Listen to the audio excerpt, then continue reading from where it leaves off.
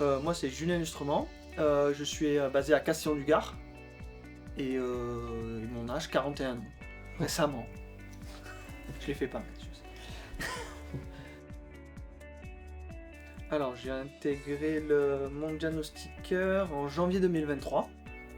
Et pourquoi? Ben, les rencontres en fait. J'ai rencontré François en 2022 parce que je souhaitais changer de travail et c'est un métier de reconversion à la base, le diagnostic. Et on a bien accroché. Et du coup, je me suis lancé dans cette aventure, mûrement réfléchi aussi, hein, bien sûr, parce que j'avais fait des stages d'immersion, etc. Et François, il a su me convaincre par ce qu'il proposait dans le réseau. Et du coup, ben, je suis rentré en formation fin d'année 2022 et début 17 janvier 2023, j'ai intégré et commencé mon activité. J'étais technicien informatique pendant presque 8 ans à mon compte, en salariat. Et puis après, j'ai voulu changer en fait de métier, et puis mais rester dans le technique parce que j'ai une formation technique.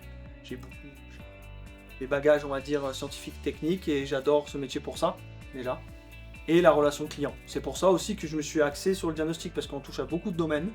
On a contact avec les gens et c'est ce que j'adore.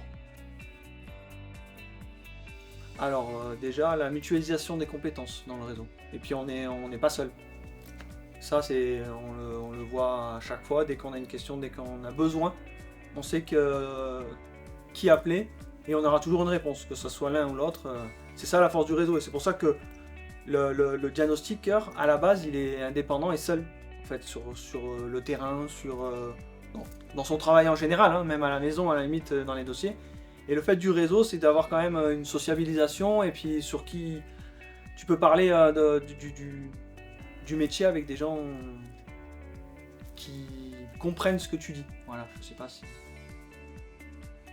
Oui, bien sûr. En plus, là, on est en phase de développement plus, on va dire. Donc du coup, ça peut être que ça va en s'améliorant. On le voit ici aujourd'hui, par exemple, avec notre réunion. La force d'un réseau aussi, c'est de savoir réagir, écouter ses membres surtout, et évoluer.